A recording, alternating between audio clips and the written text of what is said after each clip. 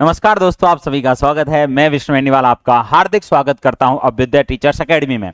आज हम बात करने वाले हैं राजस्थान की लोक देवियों के बारे में। उन लोक देवियों के बारे में जिन्हें हम शक्ति, दुर्गा और अन्य कई नामों से जानते हैं। जिन्हें बीकानेर में करनी जी कहा गया, जिन्हें नागनीची कहा गया राठौड़ वंश के लोगों के द्वारा मारवाड़ क्षेत्र में, और उन्हीं देवी को अगर पूर्वी राजस्थान में देखा जाए तो कैला देवी के नाम से प्रसिद्ध है। यानी इनडायरेक्टली देखा जाए तो सभी दुर्गा माता या शक्ति का ही रूप मानी जाती हैं। आज हम उन्हीं लोक देवियों की बात करेंगे। आज हम शाक्त संप्रदाय को समझेंगे कि शाक्त संप्रदाय क्या है, कैसे वो सौम्य और रौद्र रूप में दो तरह से होता है। सभी डिटेल में जाएंगे कि कौन कौन से प्रधान मंदिर हैं, कहाँ कहाँ उनके मंदिर हैं, किसने बनवाए, यहाँ की प्रसिद्ध चीजें क्या हैं, मेला कब लगता है, और भी मैनी मोर क्वेश्चंस। ठीक है दोस्तों, तो आज का आपका टॉपिक है राजस्थान की लोक देवियां। इस पूरी क्लास में मैं आपको पहले ही बता दूं, इस पूरी जो क्लास होने वाली है इसमें लगभग मैं आपको 70 से 80 लोक देवियां पढ़ाने वाला हूं। एक ही क्लास के अंदर 70 से 80 लोक देवियों का उद्देश्य हमारा ये था कि जब बच्चा कोई भी आप में से जब टॉपिक पढ़ना चाहता है तो हम पार्ट 1 पार्ट 2 नहीं चाहते। हम चाहते हैं कि एक टॉपिक आपको एक ही क्लास के अंदर पूरा मिल जाए, और उसमें अब तक के लगभग मैं कहूं तो 10 साल, पिछले 10 साल के जितने भी आरपीएससी और अधीनस्थ बोर्ड के जो क्वेश्चंस हैं वो भी आपको मिल जाएं। जो पीवाईक्यूज हैं, प्रीवियस ईयर क्वेश्चंस हैं, वो भी आपको उसमें मिल जाएं। कुछ महत्वपूर्ण क्वेश्चन भी मिल जाएं। तो लगभग मैं आपको 100 से 150 क्वेश्चन के बीच में डिस्कस भी करूंगा। वन लाइनर भी अपन डिस्कस करेंगे, और लोक देवी वाला चैप्टर थ्योरेटिकल भी पढ़ने वाला है। तो एक बहुत मजेदार क्लास होने वाली है, बड़ी क्लास होने वाली है। तो आप सभी का स्वागत है, नमस्कार, राधे राधे। और एक बार सभी लोग जुड़ जाएं क्लास में। आपका टॉपिक है लोक देवियां। लोक देवियों में दोस्तों सबसे पहला टॉपिक है करनी जी। कौन सा मंदिर है? करनी माता। मंदिर कहां पर है? देशनोक। थोड़ा सा मैं और डिटेल में जाऊं लोक देवियों में, तो एक बात आपको समझनी पड़ेगी। शाक्त संप्रदाय। कौन सा संप्रदाय? शाक्त संप्रदाय। शाक्त यानी देवी शक्ति की पूजा करने वाले लोगों को शाक्त कहा गया। और शाक्त बेसिकली दो भागों में काम करता है। पहला भाग जिसमें देवी के रौद्र रूप की पूजा की जाती है, और दूसरा भाग जिसमें देवी के सौम्य रूप की पूजा की जाती है। ठीक, फिर बात करें हम जो रौद्र रूप है हमारा, इसमें देवी का क्रोधित रूप है, क्रोध वाला रूप है, और सौम्य में देवी का शांत रूप है। चारण जाति के लोगों ने देवी के शांत रूप के लिए जो पाठ है वो है सिगाऊ चिर्जा। शक्ति की पूजा करने के लिए जो पाठ है या जो उसकी स्तुतियां हैं उनको चर्जा गीत कहा जाता है। विशेष रूप से करनी माता के चर्जा बड़े प्रसिद्ध हैं। तो देवी के शांत रूप की जो पूजा होती है उसमें सिगाऊ चर्जा गीत गाए जाते हैं, और रौद्र रूप में जो गाए जाते हैं उन्हें बोलते हैं घड़ाऊ चर्जा। चारणों द्वारा शक्ति की पूजा के लिए जो पाठ किए जाते हैं, स्तुति की जाती है, उनको हम चर्जा पाठ बोलते हैं। और इसी चर्जा में शांत रूप का सिगाऊ और रौद्र रूप का कौन सा है? घड़ाऊ। बेसिकली रौद्र यानी विपत्ति काल, देवी के विपत्ति काल के रूप में, मतलब विपत्ति काल के समय घड़ाऊ चर्जा को पूजा जाता है, यानी कि उसको गाया जाता है। और शांति काल में किसको गाया जाएगा? सिगाऊ चर्जा को। अब बात आती है जैसे कि भोग। दोस्तों सामान्यतः रौद्र रूप में जो भोग लगेगा वो लगेगा शराब का, और सामान्यतः 2.5 प्याला शराब राजस्थान में एक परंपरा है, प्लस मांस का यहां भोग लगेगा। हालांकि सामान्य भोग भी लगेंगे, फल फूल मेवे आदि, पर यहां पे ये वाले भोग भी लगते हैं। लेकिन सौम्य रूप में कभी भी मांस आदि का भोग नहीं लगता है। यहां लगेगा फल फूल मेवा यानी मिठाई, इस तरह की चीजों का भोग यहां पर लगेगा। जैसे कि सौम्य रूप की अगर हम बात करें तो देवी का एक सौम्य रूप है कैला देवी। कौन सा मंदिर है? कैला देवी, जहां कभी भी मांस मदिरा का भोग नहीं लगाया जाता है। बात करें इधर दूसरी साइड में, तो यहां पर कौन सी रूप है? जैसे कालिका माता, जैसे चामुंडा माता, और भी देवी के कई रूप हैं, जैसे जीन माता, शिला माता, कई रूप हैं जिनको हम मांस का मदिरा का भोग लगाते हैं। ये तो शाक्त संप्रदाय की बात हो गई, जो किसकी पूजा करते हैं? शक्ति की पूजा करते हैं, या शक्ति के उपासक शाक्त कहलाते हैं। शक्ति के उपासक क्या कहलाते हैं दोस्तों? शाक्त कहलाते हैं। अब हम बात करते हैं लोक देवियों में। पहला देवी का नाम है, पहली देवी है जिनका नाम है करनी माता। करनी माता का मंदिर कहां है दोस्तों?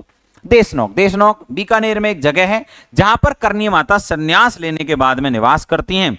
वहीं पे गाय पालन करती हैं, वहीं पे दशरथ मेघवाल गाय चराने वाला एक उनका ग्वाला है, और यहीं पे रहते हुए उन्होंने घोर तपस्या की और अनेक शक्तियां अर्जित करी थी। करनी माता को कई नामों से जाना जाता है, जैसे कि आपने नाम सुना होगा कावे या चूहों की देवी, राठौड़ों की आराध्य देवी या इष्ट देवी जो बीकानेर के राठौड़ हैं। इसके अलावा चारणों की कुल देवी, इन्हें हम डोकरी के नाम से भी जानते हैं, दाढ़ी मूछ वाली देवी भी मानते हैं। इन्हें गढ़ या मड वाली देवी भी कहते हैं, क्योंकि इनका मंदिर जो है वो गढ़नुमा है। थोड़ा सा डिटेल जान लेते हैं। जन्म हुआ है दोस्तों सुआप गांव, क्या नाम है? सुआप गांव, जोधपुर में, चारण कुल में इनका जन्म हुआ है। और इनके पिता का जो नाम है यहां दे नहीं रखा है, कोई बात नहीं। इनके पिता का नाम था श्री मेहाजी, मेहाजी चारण, मेहाजी चारण इनके पिता का नाम है। उनके घर में इनका जन्म हुआ। विवाह देपाजी बीठू से हुआ, जो सीठीका गांव के रहने वाले थे, इनसे विवाह हुआ। लेकिन मान्यता दो हैं, अब ये दोनों ही अलग अलग रूपों में काम करते हैं। कहा जाता है कि देवी करनी माता विवाह के बाद में उनका गृहस्थ जीवन से मन उबा, वैराग्य भावना जागृत हुई और उन्होंने संन्यास ले लिया। लेकिन अपने पति से अपनी छोटी बहन गुलाब कंवर का विवाह करवा दिया। एक कहानी तो यह है। एक कहानी यह है कि माना जाता है करनी माता से कोई संतान उत्पत्ति ना होने के कारण उनके पति देपाजी बीठू ने उन्हीं की छोटी बहन, क्या नाम है, गुलाब कंवरी से क्या कर लिया? विवाह कर लिया, जिससे घोर वेदना या मैं कहूं तो उनको बुरा लगा इस बात का, और उन्होंने संन्यास ले लिया। लेकिन जो मैंने सेकंड लाइन बताई है ये थोड़ी कम मान्य होती है, क्योंकि ज्यादातर मान्यता पहले वाली घटना की है। रिजल्ट यह है कि करनी माता ने संन्यास लिया और उनकी बहन गुलाब कंवरी का विवाह किससे करवा दिया? देपाजी बीठू से हो गया। ठीक, फिर बात करते हैं कि देपाजी और गुलाब कंवरी का एक बच्चा हुआ, जिसका नाम था लाखन। जिसका नाम क्या था दोस्तों? लाखन, जिसे करनी माता ने क्या ले लिया था? गोद लिए। मैंने अभी बताया कहानी में करनी माता के कोई बच्चा नहीं था, करनी माता ने गोद लिया है। किस बेटे को गोद लिया दोस्तों? लाखन को। लाखन किसका बेटा है? देपाजी और गुलाब कंवरी का। आगे चलें तो करनी माता ने संन्यास ले लिया, बिल्कुल बात सही है। मंदिर नेहेड़ी जी का एक मंदिर है साहब। ये क्या है? आप लोगों ने एक नाम सुना होगा नेहेड़ी, वैसे नेहेड़ी है, नेहड़ा या नेहड़ी। जहां पे हम बिलोवण का काम करते हैं, बिलोवना, दूध बिलोने का जो काम करते हैं, उस जगह को जो थंब होता है जिसमें अपन रई बांधते हैं, उसको बोलते हैं नेहड़ा। क्या बोलते हैं? नेहड़ा। और उसी जगह पर करनी माता कहते हैं कि एक वृक्ष को, यानी समी वृक्ष यानी कि खिजड़ी वृक्ष को नेड़ा मानकर और उसमें रई को बांधकर दूध बिलोने का काम किया करती थी। जब वो बहुत बड़ी स्तर पे गाय पालती थी तो दूध बिलोने का काम करती थी। और ये देशनोक में ही एक मंदिर है जिसे हम श्री नेहड़ी जी या नेहड़ा मंदिर बोलते हैं, जो वर्तमान में कौन सी जगह पर है? देशनोक में। क्लियर है? यहां पर किस चीज का कार्य होता था? करनी माता बिलोवना किया करती थी, यानी दूध बिलोने का काम किया करती थी। बात करें ओरण, अगर पूछा जाए सबसे बड़ा ओरण, लोक देवी देवताओं में सबसे बड़ा ओरण कौन सी लोक देवी का है, तो आपको आंसर देना है करनी माता का, जो लगभग 10,000 बीघा भूमि में विस्तृत है। इसीलिए करनी माता को हम ओरण की देवी कहा कहते हैं। कौन सी देवी कहते हैं दोस्तों? ओरण की देवी। अब यहां से एक प्रश्न बना कि ओरण की देवी वाला क्वेश्चन क्या? ओरण क्या है? एक ऐसा क्षेत्र, ओरण शब्द निकला अरण्य से। पश्चिमी राजस्थान की भाषा जो हमारी डिंगल भाषा साहित्य, उसमें ओरण का मतलब होता है एक ऐसा क्षेत्र जो कि धार्मिक या कोई मंदिर है, कोई आश्रम है, उसके आसपास का पूरा इलाका जहां पे वृक्षों का काटना मना है, जहां पे खेती नहीं की जा सकती, जहां पर पशु चारण भी कहीं स्तरों पर क्या है? अवैध है। तो बेसिकली वैसे पेड़ नहीं काट सकते, वहां पे खेती नहीं कर सकते, कोई मानवीय क्रियाएं नहीं की जा सकती, उस इलाके को कहते हैं अपन ओरण। हालांकि वर्तमान में ओरण बहुत बड़े स्तर पे क्या है? खतरे में है। पश्चिमी राजस्थान के बहुत बड़े बड़े ओरण या तो बड़ी बड़ी कंपनियों को सौंपे जा रहे हैं, या उन ओरणों पे खेती की जा रही है, या उन पे अब कब्जा हो चुका है। उसका एक रीजन है कि पश्चिमी राजस्थान में एक तो नहर का आ जाना, नहरों से सिंचाई की वजह से अब सिंचाई के लिए पर्याप्त पानी मिल पा रहा है, तो ओरण अब कृषि कार्यों में तब्दील हो चुके हैं। ओरण बेसिकली पर्यावरण संरक्षण के लिए बनाई गई एक व्यवस्था थी जो प्राचीन राजस्थान में बहुत बड़े स्तर पे थी। अब ये बड़े खतरे में है, और अगर ऐसा ही चलता रहा तो अगले 70-80 साल में, या मैं कहूं तो 100 साल के अंदर अंदर ओरण नाम केवल इतिहास में ही रह जाएगा, एक्चुअल में नहीं रहने वाला। अच्छा, ओरन की देवी किसको कहा गया? करनी माता को। अगर पूछा जाए ओरन के देवता, तो आंसर देना है तल्लीनाथ जी। नाम क्या है? तल्लीनाथ जी। इनका मंदिर है पांचोटिया नामक जगह, और ये जालौर में पड़ता है। यहां तल्लीनाथ जी का मंदिर है। इन्हें हम ओरन का देवता कहते हैं। ओरन की देवी किसको कहते हैं? करनी माता को। ठीक है दोस्तों, इसमें कोई दिक्कत नहीं है मेरे ख्याल में। मंदिर हो चुका है, जन्म हो चुका है, पिता का नाम, विवाह हो चुका है, बहन, पुत्र।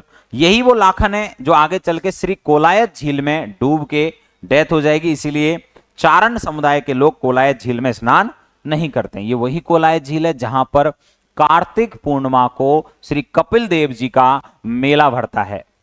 ठीक है, श्री कोलायत बीकानेर में ही भरता है। वो मीठे पानी की एक प्रसिद्ध झील है। लाखन, लाखन है पुत्र किसका? गोद लिया हुआ करनी माता का। कोलायत झील में क्या हुआ गया था? ये डूब गया था। करनी माता ने, कहते हैं, इनको पुनर्जीवित कर दिया। और कहावत ये भी है, देखो ज्यादातर मैं आपको जनश्रुतियां बता रहा हूं, जो यहां फैक्ट्स लिख रहे हैं ये तो हैं सच में। कहानी जो बता रहा हूं, जनश्रुतियां, इनका ऐतिहासिक आधार ना के बराबर है। एक कहानी है कि करनी माता का जो लाखन नाम का जो बेटा है, ये झील में मतलब डूब गया। करनी माता को बुरा लगा, और सिंपल सी बात है, बेटा डूब के मरा है तो बुरा तो लगेगा ही।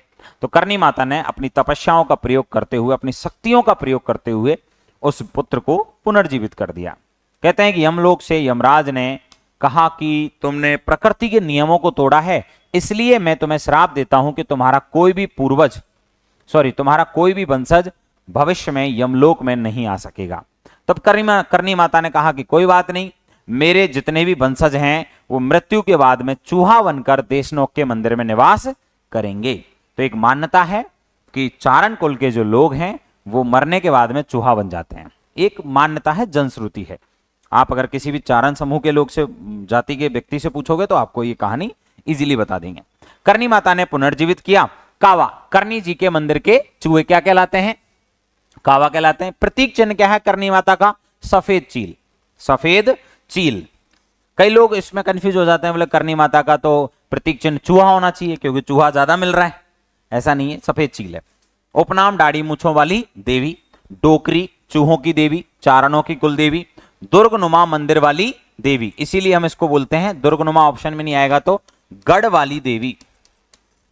गढ़ वाली देवी, बीकानेर के राठौड़ों की देवी, प्लस मूल नाम है इनका रिद्धि बाई या रिद्धू बाई। अच्छा, एक और आ जाएगा मठ। इनके मंदिर को मठ कहा जाता है। करनी माता का जो मंदिर है उसको कहा जाता है मठ।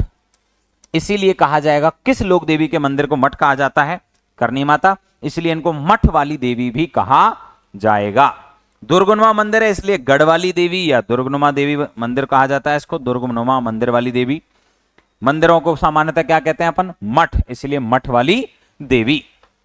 कोई दिक्कत इसमें कुछ नहीं है खास। करनी माता के उपनाम यहां दिए हुए हैं 6-7। कौन कौन से? बीकानेर के राठौड़ों के इष्ट देवी, दुर्गुनुमा मंदिर, डोकरी, चूहों की देवी, चारणों की कुल देवी और दाढ़ी मूछ वाली देवी। बड़ा सिंपल है। और इसलिए दाढ़ी मूछ वाली देवी कहा गया, अभी जस्ट अगला ही इनका 151 वर्ष का उम्र है। अगर करनी माता की टोटल आयु पूछी जाए तो कितनी थी? 151 वर्ष। हमारे यहां सामान्यतः आपने देखा होगा, बुजुर्ग महिलाओं के भी एक उम्र के बाद में 80-90 साल की उम्र के बाद में दाढ़ी मूछ आने लग जाते हैं। थोड़े थोड़े, मतलब इतने प्रॉपर नहीं आएंगे पर थोड़े थोड़े आ जाते हैं। ठीक है, इसीलिए इनको दाढ़ी मूछ वाली देवी कहा गया क्योंकि इनकी दाढ़ी मूछ आ गई थी छोटी मोटी। जन्म हुआ है 1444 विक्रम संवत और मृत्यु हुई है 1595 विक्रम संवत। ये ईस्वी नहीं है, विक्रम संवत है। अगर आपको किसी को ईस्वी निकालनी हो तो प्रत्येक वर्ष में से क्या निकाल लेना? 57 माइनस कर लेना, आंसर आ जाएगा। जैसे अगर आपको जन्म निकालना है तो 1444 में से माइनस कितना कर लो? 57। आंसर कितना आ जाएगा? 14 में से कितना आएगा? सॉरी, 7 6 13 8 है ना? क्या हो रहा है ये? मैं भी गड़बड़ कर रहा हूं। हाँ भाई, 7 और यहां पे बचा कितना? 13। 13 में से 5 गए तो कितना बचे? 8। यहां कितना बचेगा? 3 और 1। टोटल 1387 ईस्वी में क्या माना जाएगा? इनका जन्म माना जाएगा। मृत्यु कब मानी जाएगी? 1595 में से फिर कितने कर लो? 57 माइनस कर लो, वो ईस्वी आ जाएगा मृत्यु का। मंदिर को मैंने कहा था क्या है? ये उपनाम अपन पहले ही पढ़ चुके हैं। क्लियर? ये जन्म की ईस्वी है। अगला देखें तो मेला सामान्यतः राजस्थान में जितनी भी लोक देवियां हैं, कुछ लोक देवियों को छोड़ दें तो जैसे कि हम बात करेंगे आगे चल के, एक लोक देवी हैं जिनका नाम है ब्राह्मणी माता या ब्रह्मानी माता, जो सोरसन 12 में, उनका अलग समय पर मेला लगता है। जैसे रानी सती का मेला अलग लगता है। लेकिन सामान्यतः अधिकांशतः लोक देवियों का मेला जो है वो वर्ष में 2 बार है, चैत्र और आश्विन। इनमें भी सबसे प्रधान जो मेला होता है वो कौन से महीने का होता है? चैत्र महीने का होता है। चैत्र नवरात्रे और आश्विन नवरात्रे कैसा होता है? नवरात्रे 9 दिन चलते हैं। जैसे चैत्र शुक्ल एकम से नवमी, आश्विन शुक्ल एकम से नवमी। वर्ष में 2 प्रधान नवरात्रे आते हैं, 2 गौण आते हैं। जैसा आपसे पूछा जाए कि गुप्त नवरात्रे कब आते हैं, तो आषाढ़ माह में आते हैं। कब आते हैं दोस्तों? आषाढ़ माह में। और कौन से नवरात्रे हैं? तो एक महीना और होता है, माघ, फाल्गुन से ठीक पहले, यानी 11वां महीना होता है, उस वाले महीने में भी एक नवरात्रे आते हैं। तो सामान्यतः विक्रम संवत के अनुसार अगर देखा जाए तो नवरात्रे कितने? टोटल 4, जिनमें प्रधान कितने? 2, चैत्र और आश्विन। पुजारी दीपावत चारण होता है। ये दीपावत चारण का मतलब है भैया, आपको मैंने बताया था करनी माता के पति का नाम क्या था? देपाजी विठू। तो देपाजी के वंशजों को दीपावत चारण कहा जाता है, जो करनी माता के पुजारी होते हैं। मंदिर का निर्माण कार्य। अब मंदिर के निर्माण में कई राजाओं ने भूमिका निभाई। जैसे कि करनी माता जी के मंदिर का प्रारंभिक जो निर्माण है वो करवाया एक राजा हुए जिनका नाम था बीकाजी। बीकानेर नगर के संस्थापक, बीकानेर रियासत के संस्थापक, करनी माता के आशीर्वाद से जिन्होंने 1465 में बीकानेर रियासत की स्थापना करी जांगल देश में, उन्हीं बीकाजी ने करनी माता का मंदिर, शुरुआती वाला मंदिर बनवाया था। बाद में कुछ और राजा हुए जैसे सूरत सिंह, कर्ण सिंह। इन राजाओं ने भी करनी माता के मंदिर में निर्माण कार्य करवाए। लेकिन आज जो आपको मंदिर दिखाई देता है, यानी वर्तमान मंदिर का निर्माण या आधुनिक रूप का निर्माण किसने करवाया? महाराजा गंगा सिंह ने। तो कहा जाए करनी माता के मंदिर को आधुनिक रूप देने वाले कौन थे? महाराजा गंगा सिंह। मंदिर को आधुनिक रूप दिया महाराजा गंगा सिंह। बीकानेर के राजा हैं, सेकंड लास्ट राजा हैं। जब रियासतें विलीन हो गई तो उस टाइम पे तो थे शार्दुल सिंह, और उनसे ठीक पहले कौन थे? गंगा सिंह। शासनकाल है 1887 से 1944 ईस्वी, सॉरी 1943 ईस्वी। बात करें और प्रवेश द्वार में चांदी के किवाड़ किसने लगवाए करनी माता के मंदिर में? तो ये लगवाए सब अलवर के महाराजा बख्तावर सिंह नरूका। ये नरूका वंश के दूसरे राजा हैं। पहले राजा प्रताप सिंह नरूका, जिन्होंने अलवर रियासत की स्थापना करी थी, और ये अलवर रियासत के दूसरे राजा थे जिनका नाम है बख्तावर सिंह, जिन्होंने चांदी के किवाड़ भी लगवाए, प्लस इन्होंने ही अलवर में करनी माता का मंदिर बनवाया। करनी माता का मंदिर बनवाया। ठीक, तो अगर पूछा जाए अलवर में करनी माता का मंदिर या फिर देशनोक के अलावा करनी माता का मंदिर और कहां पर है, तो अलवर में है। और इस मंदिर का निर्माण किसने करवाया था? अलवर के राजा बख्तावर सिंह ने करवाया। आगे बात समझ में? बहुत बढ़िया। वैसे एक मंदिर और है करनी जी का मंदिर, वो कहां पर है? दूध तलाई के पास की पहाड़ी पर, पिछोला झील के पास में, उदयपुर नाम की जगह पर है, और उसे हम मनसापूर्ण माता, करनी माता के नाम से जानते हैं। ठीक, तो कई लोगों को ये बहुत बड़ा कंफ्यूजन होता है कि केवल करनी माता का मंदिर तो देशनोक में। नहीं भैया, देशनोक में भी है, अलवर में भी है, और उदयपुर में भी है। ठीक, चलें आगे। तो प्रवेश द्वार में चांदी का किवाड़ अलवर के महाराजा ने लगवाया था। मुख्य प्रवेश द्वार जो संगमरमर का है वो गंगा सिंह ने बनवाया, जो मैंने कह दिया है। आधुनिक रूप इस मंदिर को देने वाले कौन थे? महाराजा गंगा सिंह। मंदिर के निर्माण में कई राजाओं का योगदान है, जैसे कि बीकाजी, जैसे कि सूरत सिंह, जैसे कि अब पहले कर्ण सिंह आना चाहिए था पर ठीक है, जैसे कि महाराजा कर्ण सिंह। इन सब राजाओं ने इनके मंदिर में योगदान दिया था। अगला, मंदिर के सामने करनी जी के ग्वाले दशरथ मेघवाल का देवरा स्थित है, जिसके पास सावन भादो कढ़ाई रखे हैं। दशरथ मेघवाल मैंने आपसे कहा था करनी जी का ग्वाला है। करनी जी ने बड़े स्तर पे गाय पाली। मैंने अभी कहा था थोड़ी देर पहले नेहडी जी के मंदिर के टाइम पे जब दूध बिलोने वाला बात थी, तो गाय पालते तो गायों को चराने के लिए कौन था? ग्वाला। ग्वाला कौन है? दशरथ मेघवाल। और इनका देवरा यानी एक थान बना हुआ है, और ये मंदिर के सामने ही बना हुआ है। यहीं पर भक्तों को तावीज दिए जाते हैं, गंडे जो होता है ना देवी के नाम के, तो तावीज दिए जाते हैं। प्लस यहीं पर 2 कढ़ाई रखे हुए हैं, सावन और भादों। आपने सुना होगा सावन भादो झीलें, ये सावन भादो झीलें अचलगढ़ नाम के दुर्ग में है, सिरोही में। सावन भादो दो नहरें हैं, ये कोटा बैराज से निकलती हैं, कोटा जिले के अंतर्गत हैं। आपने सावन भादो महल भी सुने होंगे, ये महल आपको पड़ेंगे कहां पर, डीग के जल महलों में। सावन भादो दो महीनों के नाम भी हैं, मेरे नैना सावन भादो फिर भी मन प्यासा का प्यासा। सावन भादो बेसिकली बरसात का सबसे बेस्ट टाइम होता है। आषाढ़ में बारिशें चालू होती हैं, लेकिन श्रावण और भाद्रपद महीना जो होता है उसमें सर्वाधिक बारिश होती है राजस्थान और उत्तर भारत की बात करें हम पूरे की तो, ठीक। और एक आपने खूब सुना होगा, सावन के झूलों ने है मुझे बुलाया, मैं परदेसी घर वापस आया। तो बड़ा सावन और भादों का महीना भी एकदम आसपास देखो तो सब जगह हरियाली हरियाली, बढ़िया एकदम काली काली घटाएं छा रही हैं, ठंडी ठंडी हवा चल रही है, एकदम मजे ही मजे वाला सीन चल रहा है, ठीक है। तो सावन और भादों सबसे ज्यादा लोग घूमने निकलते हैं इस टाइम पे, है ना। नदी नाले अपने फुल ऑन स्पीड पे होते हैं, जितनी भी नदियां झरने जो चलते हैं कभी भी, तो इन 2 महीनों में तो वो रेगुलर बहते हैं। राजस्थान के सबसे ज्यादा लोग अगर घूमना पसंद कर देंगे तो वो इन 2 महीनों में करेंगे, या फिर हम सर्दियों में निकलते हैं घूमने, नवंबर दिसंबर जनवरी, ठीक है। तो सावन भादों तो खैर मजे ही मजे वाली लाइन है। चांदी के दीपक की बात कर रहे हैं भाई। चांदी का दीपक है जो सबसे ऊंचा है विश्व में। सामान्यतः दिया बनता है छोटा सा इतना बड़ा, भाई साहब यहां 11 फीट ऊंचा दिया है, हदी कर दी इन्होंने, पर ठीक है। विश्व का सबसे ऊंचा दीपक जो चांदी का है वो कहां पर है, करनी माता के मंदिर में, और वो भी कितने फीट का है, 11 फीट का। करनी माता ने 1459 ईस्वी में मेहरानगढ़ दुर्ग की क्या रखी थी, नींव। क्या आपको याद है मेहरानगढ़ दुर्ग का निर्माता कौन है, तो निर्माता आपको याद होगा राव जोधा।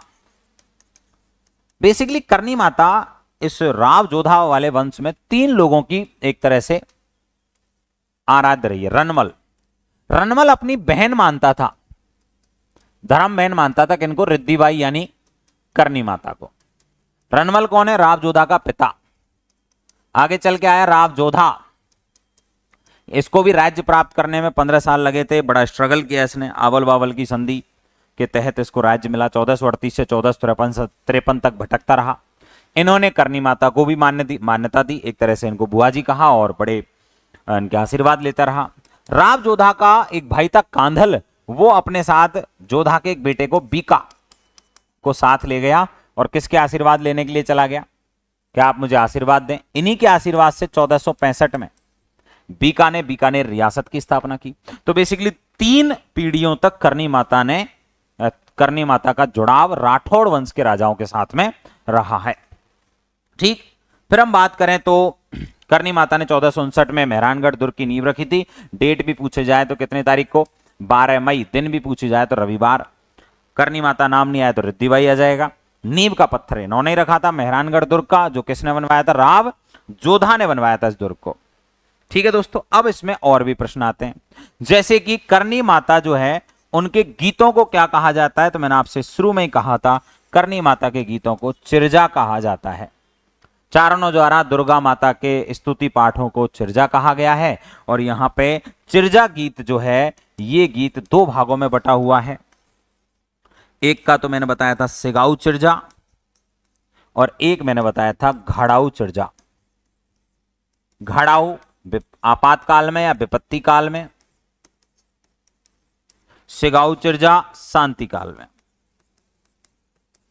सिगाऊ चिरजा शांति काल में, घड़ाऊ चिरजा विपत्ति काल में। बात आई क्या समझ में, ठीक है। फिर हम बात करते हैं आगे, अभी करनी माता में और भी कुछ डिटेल है। जैसे कि आपसे अगर पूछा जाए कि करनी माता की कुलदेवी कौन है, तो करनी माता की कुलदेवी बेसिकली देखो, चारणों की कुलदेवी खुद करनी माता है, पर चारण वंश के लोग पहले भी तो पूछते होंगे करनी माता से पहले किसी न किसी देवी को, तो वो पूछते थे आवड़ माता को। और आवड़ माता का एक रूप है जो तेमड़ा नाम के या तेमड़ा डूंगरी नाम की एक जगह है, वहां पर उनका मंदिर है। कौन माता का, आवड़ माता का, इसलिए उनको तेमड़ा राय भवानी भी कहा जाता है। तेमड़ा राय जो बेसिकली आवड़ का ही रूप है। तो अगर प्रश्न आ जाए करनी माता की कुलदेवी तेमड़ा राय माता, अगर ऑप्शन में तेमड़ा राय नहीं आए तो आपको क्या करना है, आवड़ माता। ये मारवाड़ क्षेत्र में चारण और बाकी कई समुदायों के द्वारा पूजी जाती है। और आवड़ माता किसका रूप है? हिंगलाज का। ये एक दूसरे का रूप है साहब, ठीक। तो करनी माता की कुलदेवी कौन सी बतानी है? तेमड़ा राय माता। क्लियर? दीपक हो गया, देवरा हो ही गया। अगर हम बात करें उपनाम हो गए, करनी जी के संबंध में मेला हो गया, सबसे बड़ा इनका ओरन है वो भी हो गया, जन्म कहां हुआ, पति का नाम क्या है, पुत्र का नाम क्या है, प्रारंभिक स्थिति हो गई, उपनाम हो गया, कौन से दुर्ग की नींव रखी। तो बेसिकली एक करनी माता वाला चैप्टर यहां पर क्या होता है? समाप्त। फिर बात आती है दूसरे लोक देवी की। दूसरी कौन सी माता है दोस्तों? हिंगलाज माता। हिंगलाज माता की बात करें तो मंदिर है इनका, पहला प्रधान मंदिर है बलूचिस्तान, हिंगलू पर्वत या हिंगल पर्वत, बलूचिस्तान में इनका पहला मंदिर है। लोद्रबा जैसलमेर में भी इनका मंदिर है, इनका एक सीकर में भी मंदिर है, इनका मारवाड़ जोधपुर में भी इनके मंदिर हैं। तो हिंगलाज माता के पश्चिमी राजस्थान में अनेक मंदिर हैं। क्या कहानी है इनकी? माना जाता है कि भगवान शिव और सती दोनों का विवाह हुआ, प्रेम विवाह कह सकते हैं इसको, दुनिया का पहला प्रेम विवाह। सती दक्ष प्रजापति की बेटी हैं। दक्ष प्रजापति कौन है? ब्रह्मा का पुत्र। दक्ष प्रजापति को बिल्कुल भाई साहब पसंद नहीं थे कौन? शिव। लेकिन सती ने कहा मुझे तो विवाह इन्हीं से करना है, और चूंकि स्वयंवर नाम की एक प्रथा आपने सुनी होगी, जो उस महिलाओं को, लड़कियों को हमेशा से अपना पति पसंद करने की, चुनने का अधिकार था, तो सती ने अपने अधिकारों का प्रयोग किया और शिव से विवाह किया। शिव से विवाह हो जाने के बाद में भी दक्ष प्रजापति का जो मन मुटाव है वो बंद नहीं हुआ, वो उतना ही रहा। सती से वो कटकर रहने लगे, एक तरह से जैसे कोई भी आयोजन करवा रहे हैं तो सती और शिव को इनविटेशन नहीं दिया है और सबको दे दिया है।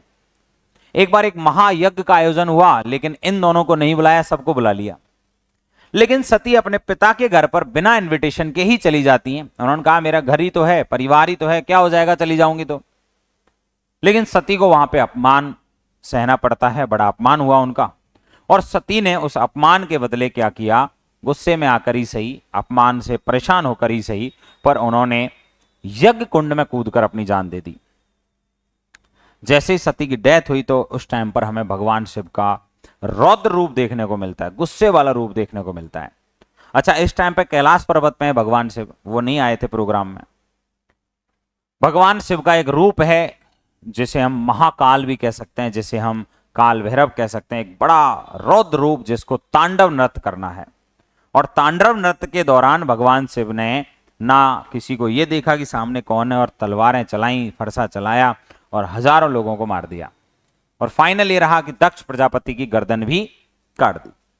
दक्ष प्रजापति की गर्दन जब काटी और उस यज्ञ में उनको आहूत कर दिया, तो सती का जो जला हुआ शरीर था, उस शरीर को अपने हाथों में लेकर और तांडव करने लगे। तांडव करके इतना तेज माहौल रहा, मतलब इतना पूरा विप्लव हुआ कि प्रलय आई। और कहा जाता है भगवान विष्णु ने सती के उस शरीर को अपने सुदर्शन चक्र से 52 जगहों में बांट दिया, 52 टुकड़ों में बांट दिया। ये 52 टुकड़े भारत के अलग अलग हिस्सों में जाकर गिरे। उन्हीं जगहों को हम कहते हैं शक्तिपीठ। इनमें सबसे पश्चिमी दिशा में स्थित शक्तिपीठ जो है वो है हिंगलाज माता का मंदिर। हिंगलाज माता जो है वो वर्तमान में बलूचिस्तान, पाकिस्तान में है उनका मंदिर। ये मूल मंदिर है, ये एक शक्तिपीठ है। ठीक, ये बेसिकली शक्ति का रूप माने जाते हैं। हिंगलाज माता को कौन सी जाति के लोग पूछते हैं? चारण। देखो, करनी माता आज चारणों की कुलदेवी है, ठीक। लेकिन अगर एक्चुअल में देखा जाए तो भाटी वंश के लोग और चारण वंश के जो लोग हैं वो प्राचीन काल में हिंगलाज माता को ही अपनी कुलदेवी रूप में मानते थे। अगर ऑप्शन में मान लो आपसे पूछा जाए चारणों की कुलदेवी क्या है, और ऑप्शन में करनी माता है ही नहीं, तो फिर आप ट्राई करना कि करनी माता की कुलदेवी कौन सी थी? तेमड़ा राय। अगर मान लो तेमड़ा राय ऑप्शन में नहीं है तो फिर कोशिश करना तेमड़ा राय किसको कहा जाता है? आवड़ माता को, तो आवड़ माता आंसर दे देना। अगर मान लो आवड़ माता भी ऑप्शन में नहीं हो, वैसे इतना देगा नहीं क्वेश्चन, पर आ जाए तो फिर आप हिंगलाज माता को आंसर मानेंगे और वही सही माना जाएगा। तो यहां पे चारण जाति की आराध्य देवी है वर्तमान में। जैसलमेर के भाटी शासकों की आराध्य देवी है सती। शक्ति के शरीर को हिंगलू भाग, हिंगलू यानी जहां मांग भरी जाती है, वो वाला भाग यहां पर आकर गिरा और ये हिंगलाज पर्वत के नाम से कहलाया। इसीलिए इन माता का नाम है हिंगलाज माता। और यहां अपन कह सकते हैं राजस्थान की एकमात्र, ये अब नया क्वेश्चन बना है तो पर ठीक है, एकमात्र अंतरराष्ट्रीय देवी, अंतरराष्ट्रीय मैंने इसलिए कहा है कि इसको पाकिस्तान में भी पूजा जाता है और इसको वर्तमान में राजस्थान में भी पूजा जा रहा है, भारत में भी। तो इंटरनेशनल बॉर्डर के आसपास इनको पूजा जा रहा है। पर आजादी से पहले तो दोनों एक ही देश थे, तो कोई दिक्कत ही नहीं थी। हिंगलाज माता कुष्ठ रोग या चर्म रोग निवारण के लिए पूजी जाती हैं। जो शारीरिक रूप से चर्म रोग होता है हमारा शरीर के ऊपरी भाग पर, तो इस रोग के लिए पूजी जाती हैं। कौन सी माता है? हिंगलाज माता। बात करें हिंगलाज माता में और भी क्या हो सकता है, तो हिंगलाज माता एक तो शक्ति का रूप है, सती का रूप है। इनके कई अलग अलग रूपों की पूजा मारवाड़ क्षेत्र में की जाती है, जैसे कि उनमें से एक है आवड़ माता। और आवड़ माता और ये 7 बहनें थीं और इन 7 बहनों को एक साथ भी पूजा जाता है। वो अगला आ रहा है। अगली माता कौन सी है दोस्तों? आवड़ माता। इन्हें हिंगलाज माता का ही रूप माना जाता है। मुख्य मंदिर इनका कहां पर है? जैसलमेर। जैसलमेर में भी तेमड़ा, बरवा या डोंगरी मान लो, ठीक है, इसीलिए इनको तेमड़ा माता भी कहा जाता है। और आवड़ माता जो है, इनका अगर वो पूछ लिया जाए कि भाई इनका प्रतीक चिन्ह क्या है, तो आवड़ माता का प्रतीक चिन्ह सगुन चिड़ी है।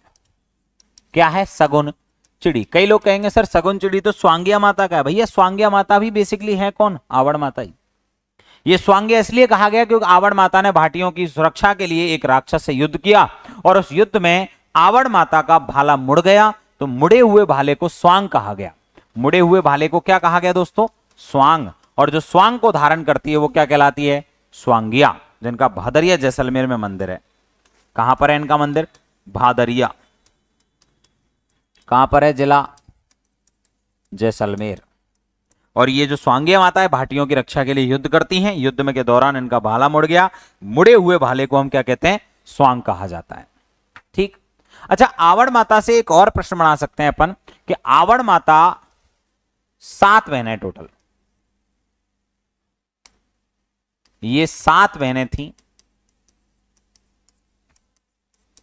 जो या सातों ही लोक देवी के रूप में पूजी जाती हैं। ठीक है, लोक देवी के रूप में पूजी जाती हैं। 7 बहनें एक साथ पूजी जाती हैं। अगर पूछ लिया जाए कि 7 बहनों के एक साथ मंदिर को क्या कहा जाता है? 7 बहनों का एक साथ या कि एक साथ मूर्तियां या उनकी तस्वीरें मान लो ठाला कहलाती हैं। क्या कहलाती हैं? ठाला। ये वर्ड याद रखना। लोग इनकी तावीज बनाकर, एक पात्रा टाइप में होता है, गले में पहनते हैं तावीज की तरह, उसमें 7 लोक देवियों के चित्र होते हैं। वो आवड़ माता और उनकी बहनें हैं, उनको हम सप्त देवी कहा जाता है। और इन सप्त देवियों के एक साथ मूर्ति को ठाला कहा गया। क्या कहा गया दोस्तों? ठाला। ये वर्ड विशेष रूप से याद रखेंगे आप, आवड़ माता से संबंधित है। यही माता का एक रूप है स्वांगिया माता, क्योंकि इन्होंने युद्ध किया और भाला मुड़ा हुआ धारण किया, इसलिए नाम क्या पड़ गया? सांग। स्वांग, स्वांग को धारण करने वाली स्वांगिया माता। तो एक बार ये लिखेंगे आप, हिंगलाज माता का मंदिर, हिंगलाज माता का रूप मानी जाती है आवड़ माता। मारवाड़ क्षेत्र में अगर पूछा जाए, मारवाड़ में लोकमानस की देवी, मारवाड़ में लोकमानस यानी आम जनता सब ज्यादा मारवाड़ में इन्हें ही पूछती है। मारवाड़ और जैसलमेर वाले क्षेत्र में लोकमानस की देवी के रूप में किसको पूजा जा रहा है? आवड़ को। स्वांगिया माता भादरिया जैसलमेर में भाटियों की रक्षा के लिए इन्होंने युद्ध किया और युद्ध में इनके भाला मुड़ गया। मुड़े हुए भाले को हम क्या कहते हैं? स्वांग कहते हैं। और स्वांग को धारण करने वाली देवी को क्या कहा गया? स्वांगिया कहा गया। क्लियर? किसकी कुलदेवी है? भाटी शासक यानी भाटी वंश की कुलदेवी है।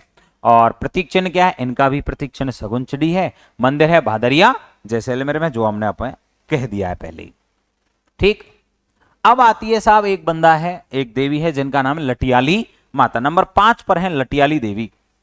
मंदिर है फलौदी में। कुलदेवी कल्ला ब्राह्मणों की क्या है? ये कुलदेवी। लटियाली माता का जहां मंदिर है फलौदी में, वो एक खेजड़ी वृक्ष के नीचे है। कहां पर है? खेजड़ी वृक्ष के नीचे। इसीलिए इनको एक नाम और दे दिया गया, खेजड़ राय भवानी या खेजड़ वेरी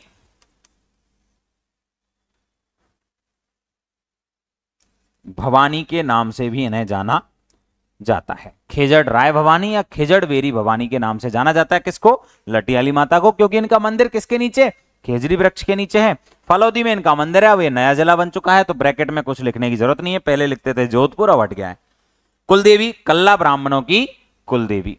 किसकी कुलदेवी है दोस्तों? कल्ला ब्राह्मणों की कुलदेवी है। अगला तनोट माता।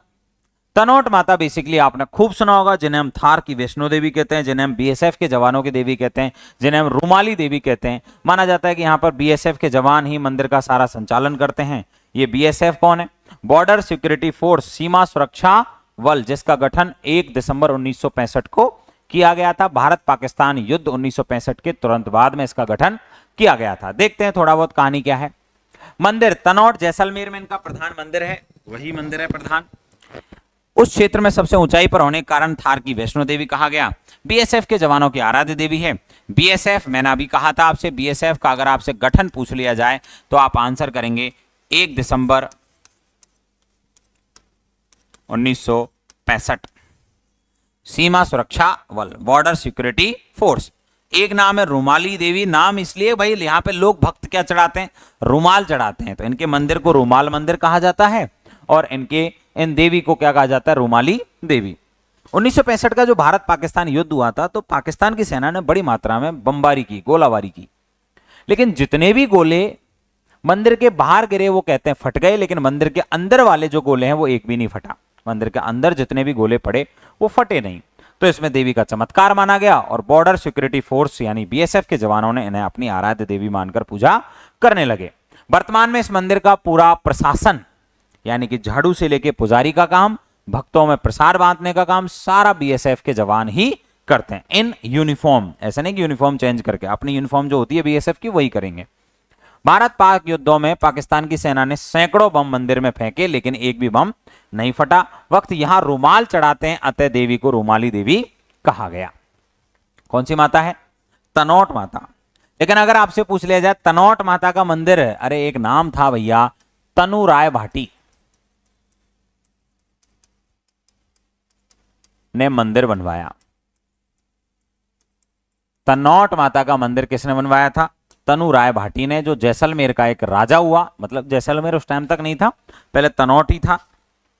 मूलतः भाटी वंश की शुरुआत पटनेर से मानी जाती है, बाद में एक राजधानी बनी तनोट, बाद में लोद्रवा, लोद्रवा के बाद राजधानी बनती है जैसलमेर। 1155 ईस्वी में जैसल भाटी ने जैसलमेर नगर बसाया और उसमें सोनारगढ़ का किला बनवाया, जिसे हम जैसल दुर्ग बोलते हैं, ठीक है, या जैशान भी कहते हैं। अगली एक देवी, अच्छा एक चीज और मैं आपको बता दूं, ये जो तनोट माता है, यहां पर राजस्थान में 1965 के युद्ध की याद में विजय स्तंभ स्थित है। ठीक है, भारत सरकार ने कौन सा स्तंभ बना रखा है? आर्मी ने विजय स्तंभ। कौन से मंदिर में है? तनोट माता के मंदिर में, जो 1965 के युद्ध को हम जीते थे उसकी याद में यहां पर यह विजय स्तंभ बनाया गया है, जिसको राजस्थान का नवीनतम विजय स्तंभ भी कहा जाता है। राजस्थान का सबसे प्राचीनतम विजय स्तंभ जो है वो है बयाना दुर्ग या विजय मंदिरगढ़ दुर्ग, जो है बयाना में, भरतपुर जिले में पड़ता है। इसके अंदर भीमलाट को हम सबसे प्राचीन विजय स्तंभ मानते हैं, जो लगभग 371 ईस्वी में, कब बनाया गया था? 371 ईस्वी में बनाया गया था। एक राजा हुए थे समुद्रगुप्त, समुद्रगुप्त के सेनापति द्वारा वो मंदिर बनवाया गया था। समुद्रगुप्त ने इस इलाके को जीता था और हमें गुप्तकालीन सिक्के बयाना के पास से ही प्राप्त होते हैं। जब हम सभ्यताएं पढ़ते हैं तब वहां से जानकारी हमें मिलती है। तो वो सबसे प्राचीन विजय स्तंभ है राजस्थान का, बयाना में, जो समुद्रगुप्त के टाइम पे बना था, और ये सबसे नवीन है। बात करें अगली देवी है लौंगी देवी। दोस्तों लौंगी देवी की अगर बात की जाए तो मंदिर कहां पर है? लौंगेवाला। ये लौंगेवाला नाम की जगह वर्तमान में कौन से जिले में है? जैसलमेर में। यहां तनोट माता की ही छोटी बहन इनको माना जाता है। लौंगेवाला जो है, लौंगेवाला में 1971 में भारत पाक का युद्ध लड़ा गया और इस युद्ध में लौंगेवाला में हमने बहुत सारे पैटर्न टैंकों को जला दिया, इसीलिए नाम पड़ा है, इसे हम बोलते हैं पैटर्न टैंकों का कब्रिस्तान। क्या कहते हैं इसको दोस्तों? पैटर्न टैंकों का कब्रिस्तान कहा जाता है। कौन सी देवी का मंदिर है? लौंगी देवी। यहां पर युद्ध 1971 का लड़ा गया है, तनौट में 1965 वाला लड़ा गया है। ठीक। अगली माता है दोस्तों जीन माता। अगर जीन माता ऑप्शन में नहीं आए तो आप लिखेंगे जीवंत बाई या जयवंत बाई, इनका मूल नाम था। जीवंत बाई या जयवंत बाई। किस माता का मूल नाम है? जीन माता का। जीन माता की कहानी सुन लेते हैं सब। छोटी सी कहानी है, बड़ी सिंपल सी कहानी है। माना जाता है कि माता जो जीन हैं, इनके माता पिता की डेथ बचपन में ही हो गई। इनका एक छोटा भाई था हर्ष। जीन माता ने बड़े संघर्ष से अपने भाई का पालन पोषण भी किया, स्वयं भी बड़ी हुई।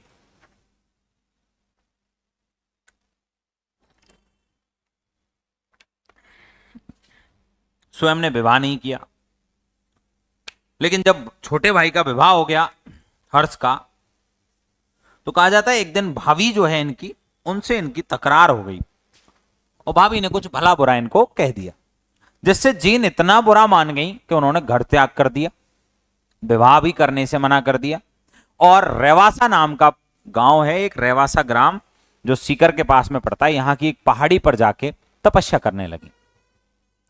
एक कहानी ये भी एक कहते हैं कि जो जीन है और उनकी भाभी, उनमें एक शर्त लगी कि जो हर्ष है वो ज्यादा प्रेम किसको करता है, अपनी बहन जीन को या अपनी पत्नी उनकी जो भाभी है उसको। दोनों में शर्त लगी और वो पानी लाते समय दोनों के सर पे दो दो मटके रखे हुए थे और उनमें शर्त ये थी कि अगर हम जाएंगे घर और घर के दरवाजे पे दोनों बराबर में खड़े हो जाएंगे, जिस किसी का भी मटका पहले हर्ष उतारेगा वो उसी से ज्यादा प्यार करता है, क्योंकि भाई दोनों को वजन लग रहा है, अंदर जाने के लिए वेट करना पड़ेगा सामने वाले को। तो भाई साहब जब पहुंचे तो सबसे पहले मटका किसका उतारा गया? भाभी का। भाभी का जब मटका उतारा गया तो जीन को बड़ा गुस्सा आया कि यार ये तो मेरे से प्यार ही नहीं करता, मैंने इतना स्ट्रगल किया, इतना मेहनत करी इस घर को बनाने के लिए। तो जीन ने क्या किया? गृह त्याग कर दिया। हालांकि बाद में हर्ष इनको मनाने आए और बहुत मनाने आए, पर जीन वापस नहीं गई, तपस्या करने लगी, घोर तपस्या करने लगी। और जब घोर तपस्या वाली कहानी आई तो उसके बाद में माना जाता है कि हर्ष भी जिद पे अड़ गए कि या तो तुम मेरे साथ चलोगे नहीं तो मैं भी नहीं जाऊंगा। तो हर्ष साहब वहीं पे रह गए और हर्ष भी पास की पहाड़ी पे तपस्या करने लगे। दोनों भाई बहन घोर तपस्या करते रहे और रिजल्ट ये निकला, घोर तपस्या के बाद में ये शक्ति का रूप ले लिया जीन माता ने, मातृशक्ति का, और हर्ष ने ले लिया भैरव का रूप, भैरव का रूप। और दोनों की यहां पर लोगों ने पूजा प्रारंभ कर दी, पूजने लगे लोग। बाद के लोगों ने यहां पर मंदिर बना दिए। देखते हैं, गांव है धोंदू गांव जो चूरू में पड़ता है। जीवंत बाई इनका मूल नाम है। भाई कौन है? हर्ष। रेवासा सीकर में तपस्या की दोनों भाई बहनों ने। हट्टड़ चौहान ने जीन माता का मंदिर बनवाया, लेकिन किसके शासनकाल में बनवाया? हट्टड़ एक सामंत है, ये राजा नहीं है। किसके शासनकाल में बनवाया था?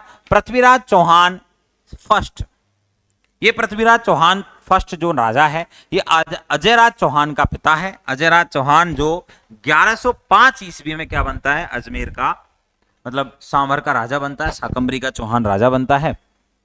यानी कि 1105 बन रहा है, यानी 12वीं शताब्दी है ना, 1105 से 1133 तक अजयराज राजा रहा है। तो उससे ठीक पहले कौन रहा है? कौन रहा है दोस्तों? पृथ्वीराज चौहान तृतीय। लेकिन अगर पूछा जाए जीन माता का मंदिर कब बना, तो आप बताओगे 11वीं सदी के अंत में, क्योंकि एग्जैक्टली तारीख नहीं मिलती है कि कब बना यह मंदिर। तो 11वीं शताब्दी के एक अंत में पृथ्वीराज चौहान प्रथम के शासनकाल में, जो सांभर के राजा थे शाकंभरी के, हट्टड़ चौहान ने कौन सी देवी का मंदिर बनवाया? जीन माता का। एक राजा और हुआ जो 9वीं शताब्दी में, सॉरी 10वीं शताब्दी में हुआ था, ये 900 कुछ में हुआ है, गुबक चौहान प्रथम। सॉरी 9वीं शताब्दी में, सॉरी। गुबक चौहान प्रथम वो आदमी है जो पहले गुर्जर प्रतिहारों का सामंत रहा, लेकिन बाद में 837 ईस्वी के आसपास गुबक चौहान ने अपने आप को एक स्वतंत्र राजा घोषित कर दिया। यानी चौहान वंश का पहला स्वतंत्र राजा गुबक चौहान है, जिसने हर्षनाथ भैरू का मंदिर बनवाया। तो यहां आपको बताना है 9वीं शताब्दी। 837 का मतलब कौन सी सदी में बनवाया था यह मंदिर? 9वीं सदी में बनवाया गया है। तो अगर पूछा जाए भाई बहनों में पहले मंदिर किसका बनाए? भाई का बनाए, हर्षनाथ भैरू का। बहन का बाद में बनाए 11वीं शताब्दी में। ठीक है, तो 9वीं शताब्दी में गुबक चौहान ने हर्षनाथ भैरू का मंदिर बनवाया और 11वीं शताब्दी में हट्टड़ चौहान ने पृथ्वीराज चौहान प्रथम के शासनकाल में जीन माता का मंदिर बनवाया। क्लियर। अब हम बात करें तो यहां पर इनको हम कह सकते हैं चौहान वंश की आराध्य देवी। चौहान वंश की आराध्य देवी, लोग कुल देवी नहीं है, कौन सी देवी है?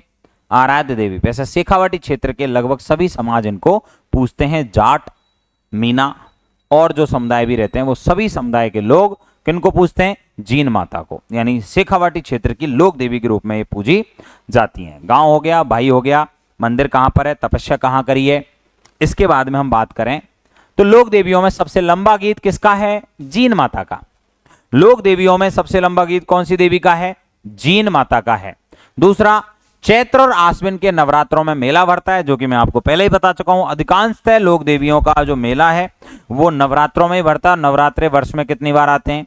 2 बार आते हैं। कितनी बार आते हैं दोस्तों? 2 बार। पहला चैत्र में, दूसरा आश्विन में। बात करें जीन माता के मंदिर को तोड़ने आई मुगल सेना। मुगल सेना इनके मंदिर को तोड़ने आई थी, विशेष रूप से औरंगजेब के शासनकाल में। जब वो मुगल सेना इनके मंदिर को तोड़ने आई थी तो इनके मंदिर में रहने वाली मधुमक्खियों ने मुगल सेना पर आक्रमण कर दिया और मुगल सेना गिरते पड़ते जैसे तैसे यहां से जान बचा के भागती है। बाद में राजा यानी मुगल बादशाह औरंगजेब ने माफी मांगी, यहां पे चांदी का छत्र चढ़ाया और 1.25 मन तेल और 1.25 मन घी देवी के मंदिर में जो दिया जलता है अखंड ज्योत, उसके लिए प्रतिवर्ष भेजने का ऐलान किया और भेजना प्रारंभ भी किया। जीन माता के मंदिर को तोड़ने आई मुगल सेना पर मधुमक्खियों ने हमला कर दिया, अतः जीन माता को मधुमक्खियों की देवी भी कहा जाता है। क्लियर। जीन माता के मंदिर के तहखाने में एक भ्रमर माता, ये थोड़ा सा गड़बड़ हो गया, भ्रमण नहीं है भ्रमर। कौन सी माता है? भ्रमर माता। कौन सी माता है? भ्रमर माता या भंवरा माता, जो मधुमक्खियों की मूल देवी है वो है, की मूर्ति है। भंवरा माता की मूर्ति है, जिसके सामने जगदेव पवार नाम का एक बंदा था, उसका पीतल का धड़ रखा हुआ है। माना जाता है कि जीन माता से उन्होंने मांगा कि मुझे इस युद्ध में, उन्होंने एक युद्ध लड़ा और उसमें कहा कि मुझे इस युद्ध में विजय प्राप्त करवाओ। युद्ध जीतना जरूरी है मेरे लिए, मेरा खुद का जीवन जरूरी नहीं है। अगर मैं युद्ध में जीता तो मैं अपनी गर्दन काट के देवी को अर्पित कर दूंगा। और वो इस युद्ध में जीते देवी के आशीर्वाद से। उसके वचन के अनुसार जगदेव पवार ने अपना सिर काट के देवी को अर्पित कर दिया। तो उनका एक पीतल का जो धड़ है वो वर्तमान में कहां रखा हुआ है? जगदेव पवार का इस मंदिर जीन माता के मंदिर के तहखाने में स्थित भ्रमर माता की मूर्ति के सामने रखा हुआ है। क्लियर। बेसिकली भ्रमर माता को ही मधुमक्खियों की देवी कहा जाता है। ठीक है तो वही जीन माता ही। औरंगजेब ने जीन माता के मंदिर में चांदी का छत्र चढ़ाया। किसका छत्र चढ़ाया? चांदी का छत्र चढ़ाया और प्रतिवर्ष 1.25 मन तेल और 1.25 मन घी भेजने की प्रथा प्रारंभ की, जो वर्तमान में भारत की सरकार द्वारा भी इस प्रथा को या द्वारा यह प्रथा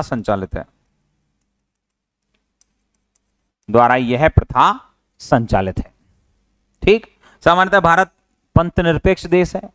धर्म से संबंधित इस तरह की गतिविधियों में भारत सरकार का पैसा उपयोग में नहीं ले सकता है, लेकिन कुछ जगहों पर इसको विशिष्ट माना गया है। तो यहां मंदिर में तो आता है सब तेल और घी, अभी भी भारत सरकार की ट्रेजरी से पैसा आता है, यानी भारत सरकार में जो पैसा इकट्ठा होता है लोगों के टैक्स के द्वारा, उस पैसे से आता है। अगली देवी है दोस्तों कौन सी माता? सक्राय माता। शक्राय का दूसरा नाम शाकंभरी और एक नाम और है शक्राय। ठीक। गांव है मलेकेतु, यानी इनका जहां मंदिर है मलेकेतु पर्वत, उदयपुर बाटी तहसील, झुंझुनू नाम का जिला। सक्राय माता को जनता का पालन पोषण करने वाली देवी के रूप में भी जाना जाता है। क्यों? कहते हैं एक बार अकाल पड़ा साहब, और अकाल इतना भयंकर कि लोग भूख प्यास से मरने लगे, तो देवी ने इस मलेकेतु पर्वत पर क्या उगाया? कंदमूल उगाए, फल सब्जियां उगाई और वो लोगों को बांटे, जिससे कि लोग जीवित रह सके, बच सके, जिंदा रह सके। इसलिए इनको जनता का पालन पोषण करने वाली देवी कहा गया। इंद्र ने सक्राय माता को आशीर्वाद दिया और अन्य मंदिर इनके कहां पर है? एक तो शाकंभरी माता के रूप में, क्योंकि सांबर वाले इलाके को शाकंभरी कहा जाता है। तो शक्राय माता का मंदिर जब यहां बना तो नाम क्या पड़ गया? शाकंभरी माता। इसे देवयानी तीर्थ के नाम से भी जानते हैं। जिसे हम तीर्थों की नानी कहते हैं। चौहानों की आराध्य देवी हैं ये। विशेष रूप से अगर देखा जाए तो शाकंभरी के चौहानों की तो कुल देवी हैं, लेकिन सामान्यतः चौहानों के क्या आएंगी? आराध्य देवी। इन्हें शाक सब्जी की देवी भी कहा जाता है और खंडेल वालों की कुल देवी भी कहा जाता है। खंडेलवाल वंश की क्या है ये? कुल देवी। मंदिर का निर्माण दुर्लभ राज चौहान के भतीजे सिद्धराज चौहान ने करवाया था। दुर्लभ राज और सिद्धराज दोनों राजे रहे हुए हैं, राजा रहे। कहां के राजा रहे? ये दोनों ये शाकंभरी रियासत के राजा रहे हुए हैं। उन्होंने ही इसका मंदिर बनवाया। दुर्लभ राज के भतीजे सिद्धराज ने इनका मंदिर बनवाया। अगला 10वीं देवी है दोस्तों आशापुरा माता। कौन सी माता है? आशापुरा माता। तो आशापुरा माता का मंदिर, दूसरा नाम है उनका महोदरी, मोदरा, या एक इनको हम कह सकते हैं आसपूर्ण देवी या आशापूर्ण माता। वो एक ही बात है, आशापुरा आशापूर्ण, उसी से निकला आशापुरा, वैसे यहां लिखा हुआ है।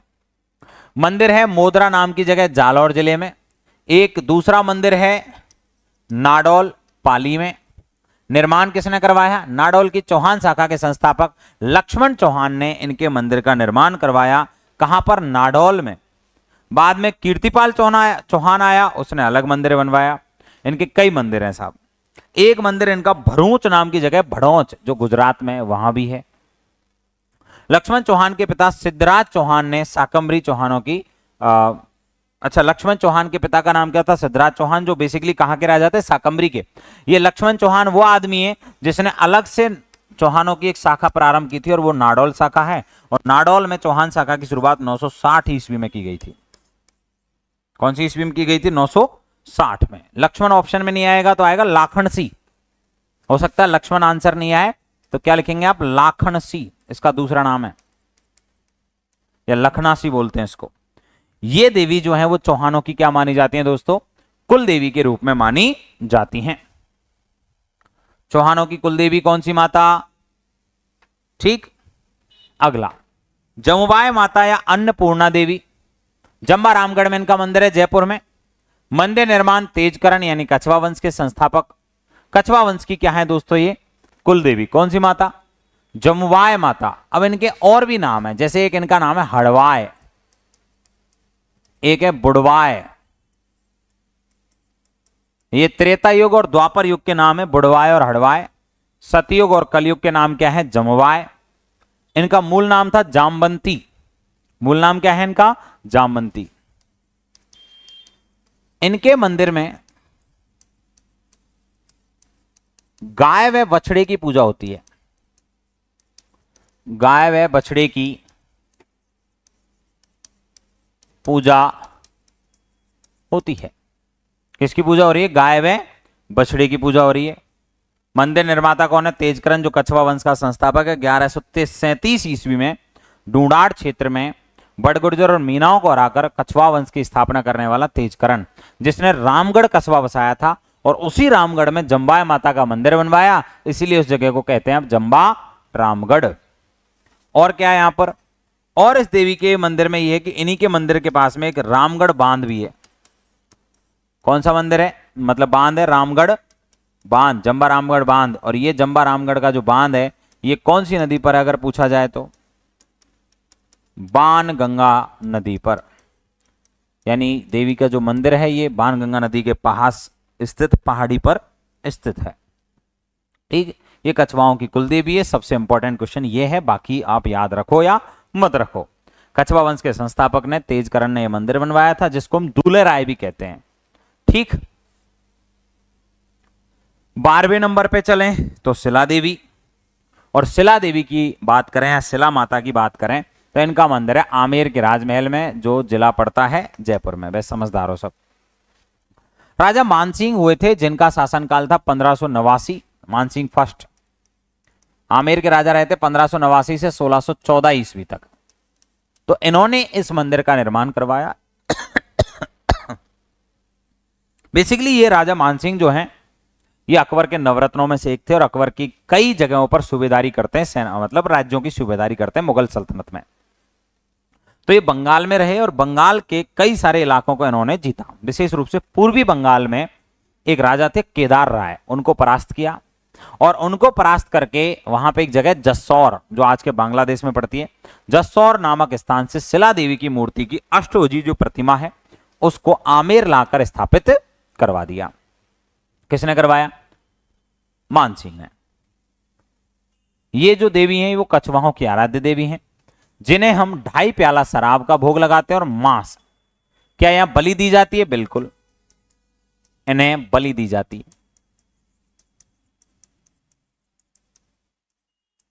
बकरे की बलि, वर्तमान में बलि के नाम पे अगर हम बात करें तो बकरे के कान का छोटा सा हिस्सा काटकर इनको चढ़ाया जाता है, पर बलि अभी भी चल रही है, प्रॉपर बलि चल रही है। अच्छा, एक चीज और आती है इनके मंदिर में, शिला माता के मंदिर में, इनके मंदिर में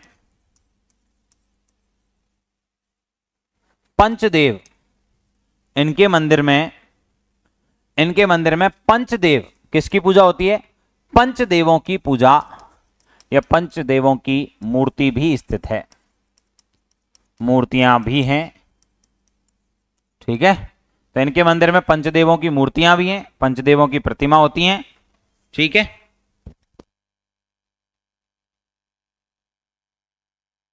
पंचदेवों की मूर्तियां भी हैं। ठीक है, कौन सी माता की बात कर रहे हैं हम? शिला देवी। एक 13वें नंबर पे लोक देवी हैं दोस्तों, नाम क्या है? नकटी माता। नकटी माता का मंदिर है जय भवानीपुरा गांव, जयपुर ग्रामीण में पड़ता है वर्तमान में। कहते हैं कि मुस्लिम लुटेरों ने इनकी मूर्ति को खंडित कर दिया था, स्पेशली नाक वाला हिस्सा तोड़ दिया था, इसलिए इनको लोगों ने नकटी माता के रूप में पूजना प्रारंभ किया और खंडित प्रतिमा ही अभी भी पूजी जाती है, यानी कि मूर्ति को नहीं बदला गया। दूसरी हिचकी माता, हिचकी माता का मंदिर है सनवाड़, सनवाड़ वर्तमान में कौन से जिले में? उदयपुर में। एक है छींक माता, छींक माता का मंदिर जयपुर में है, और वो भी अगर आपसे पूछ लिया जाए जयपुर में कहां पर है, तो आचार्यों का रास्ता, सॉरी रास्ता है गोपाल जी का रास्ता। मंदिर में ज्यादातर इसी तरह के नाम आपने सुने होंगे, गोपाल जी का रास्ता, जयपुर के अंदर ये मंदिर है, नाम है छींक माता। एक है छिंच माता, छिंच माता का मंदिर है बांसवाड़ा में, और एक है खलकानी माता, खलकानी माता का मंदिर है लूनियावास, और लूनियावास है जयपुर ग्रामीण में। गधों की देवी, यहां सबसे बड़ा गधों का मेला लगता है। राजस्थान में सबसे बड़ा गधों का मेला कहां लगता है? खलकानी माता। कई लोग कहेंगे सर सील की डूंगरी चाकसू में लगता है, नहीं, सेकंड नंबर पर है। प्रधान कहां पर है? खलकानी माता, क्योंकि उन्हें गधों की देवी कहा गया। लूनियावास जयपुर में लगता है, आगरा रोड के पास में जब जाओगे तो घाट की गुनी को क्रॉस करते लूनियावास गांव पड़ता है, वहां पर इनका मेला लगता है। वैसे एक गधों का मेला ब्रह्मानी माता के मंदिर में भी लगता है, सोरसन 12 में। ठीक है दोस्तों, यहां तक अपन ने ये देखी लोक देवियां। अभी और भी बहुत सारी लोक देवियां अपन सारे एक साथ पढ़ रहे हैं। ठीक है, तो कोई दिक्कत तो नहीं है किसी को? खलकानी माता, छींक माता, छिंच माता, नकटी माता, हिचकी माता, शिला माता, जम्बाय, आशापुरा, महोदरी, साकंबरी, जिसे हम सकराय भी कह रहे हैं।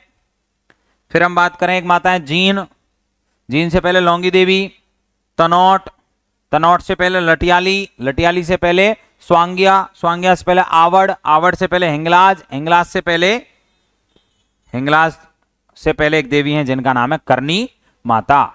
यहां से अपन ने देवियों की शुरुआत की थी। ठीक है,